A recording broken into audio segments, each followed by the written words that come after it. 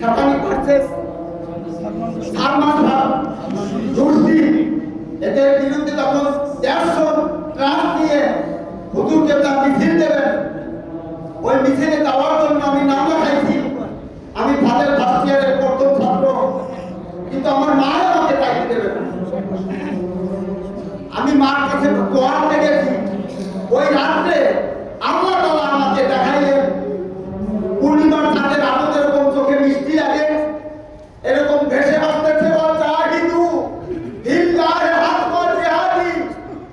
আমি মাইকে দেখাই, মা এই যে আমার দেখো আল্লাহ আমার চাইতে পারে, আমি আর পারবো না। মার একটা পান্ডার লাগাই দিয়েছিলাম স্বপ্নের ভিতরে, যে আমি আয়াত আসছে মাইক নিয়ে দাঁড়াইয়া আমি এই আয়াত দেখাইছি। সব কথা বলা যায় না, সব কিছু করা যায় না। আমাদের হুজুরকে তা কিন্তু মরেন নাই, আল্লাহর ওলিরা মরে না। এরকম এখানে আসছে মাদার জিয়ারত করলে আমাদের রূহ তাজা হয়। আমি বলতে চাই আপনারা দুইটা কথা বলে আমি আমার 2 মিনিট হয়ে গেছে। বন্ধুরা, আমি একটা দাবি রাখবো আপনাদেরকে।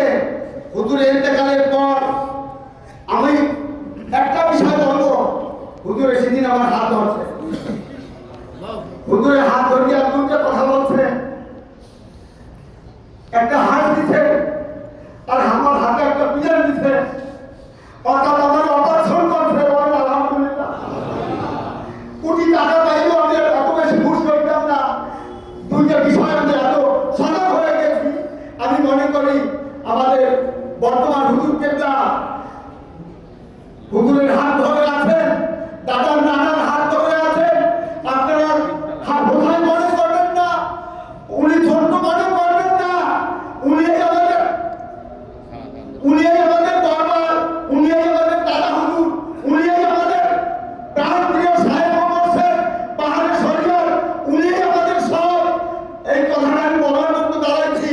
আমাদের ট্রেনে আসতে পারে, আমি দেখি জীবন, আমি দেখি মুক্তি, আমি দেখি অবস্থাকার খলিফা, ওদি আমাকে হোসাই আল্লাহ রাস্তার বাচ্চাই এই চিন্তা আমাকে ক্ষতি হবে।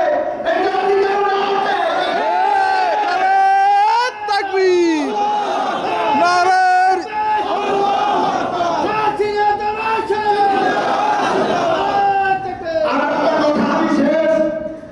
আমরা সবসময় এখানে অধিকাংশ আলেম আপনারা ইমাম খতিব, আমি দাবি রাখবো কিসের কথা তো আমরা দোয়া করিয়ে আল্লাহ রাস্তায় আজকে একটু দোয়া করিয়া মফিদের জন্য সবাই দোয়া করবেন। কারণ এই নেতা আমার মতো ভারত দুনিয়াতে থাকতে না কি না থাকতে দেখি আমাদের এই